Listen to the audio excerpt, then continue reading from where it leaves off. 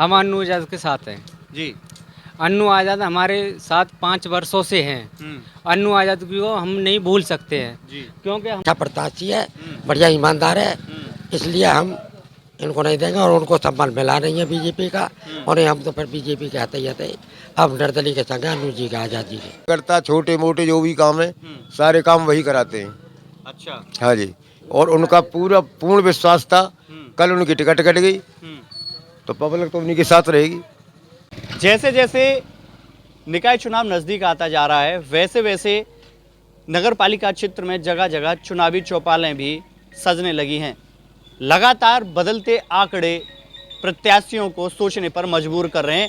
ऐसे में हम आज पहुंचे हैं अलीगढ़ की नगर पालिका खैर के गांव बिशनपुरी में और आज यहां पर चुनावी चौपाल सजी हुई है और यहां के ग्रामीण भी हमारे साथ चुनावी चर्चा पर मौजूद हैं। क्या नाम है बाबूजी आपका? मेरा नाम धर्मपाल है। बाबूजी, जिस तरह से लगातार चुनावी माहौल बदल रहा है, क्या कहना चाहेंगे आप? जैसा है कि हम जो अन्नू आज़ाद जी हैं बीजेपी के प्रत्याशी, इनको उपाध्यक्ष थे, इसलिए बीजेपी के मतलब वही है जी। टिकट के दावेदार। तो इन्होंने हमारे जो हम बीजेपी से बहुत पुराने संपर्क से जुड़े हुए थे। अब हम जब ये नगर पालिका का चुनाव आया तो इन्होंने ये प्रत्याशी घोषित हुए। वैसे अपनी तरफ मतलब उन्होंने पर वो किया मतलब जो है बीजेपी के लिए। तो हमें विश्वास था कि बीजेपी की सीट अन्नू आज़ाद जी को मिलेगी, सिंबल जो है। अब इन्होंने कैसे करके उस प्रत्याशी को गुमराह करके इन्होंने सीट काट दी। अब हम लोगों में ज़्यादा रोष है कि इस ऐसे आदमी की सीट बीजेपी की काट करके, तो इसलिए यहाँ हमारा बदलाव हो गया है।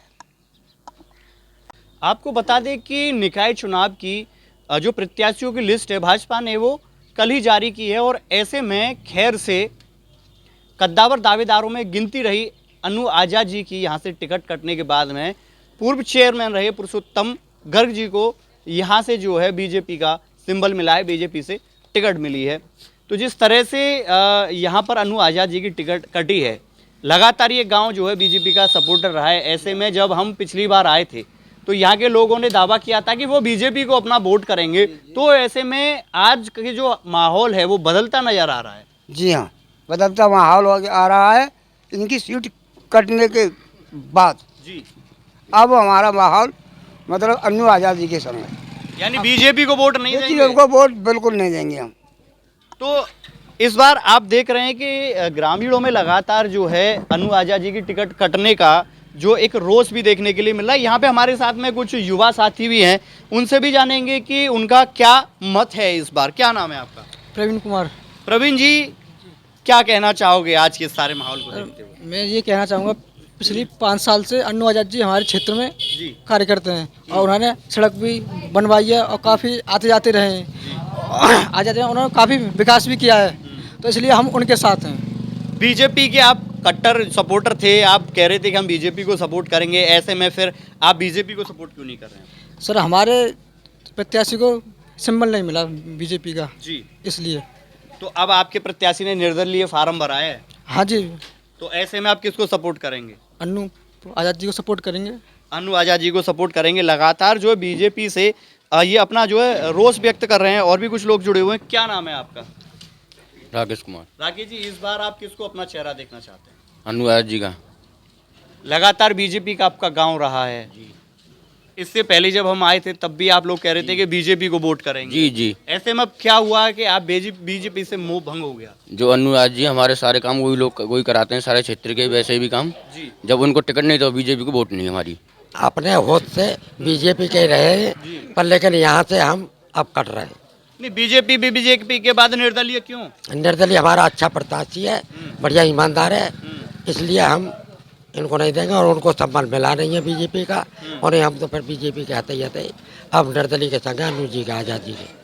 अन्नू आज़ाद जी के साथ में ऐसा कहना है ग्रामीणों का। और भी बुजुर्ग मेरे साथ में जुड़े हुए हैं, उनसे भी थोड़ी सी हम चर्चा करेंगे। दादा, क्या कहना चाहेंगे आप? यही है जो सबने बात बताई है वही बात सब की है। यहाँ पर इस बार बीजेपी को वोट नहीं करेंगे? नहीं देंगे। क्या और कारण है इसका?